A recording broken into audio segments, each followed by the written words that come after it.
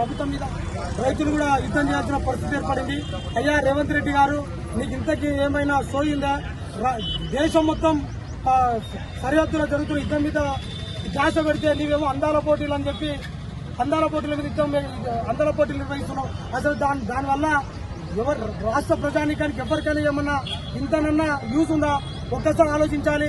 అదేవిధంగా గౌరవ ఎమ్మెల్యే గారు, అయ్యా ఎమ్మెల్యే గారు, మీరు పొద్దున్న లేస్తే రాత్రి పండుకునే వరకు జబర్దస్త్ గా కష్టం చేస్తున్నారు. మేము మెచ్చుకుంటాం.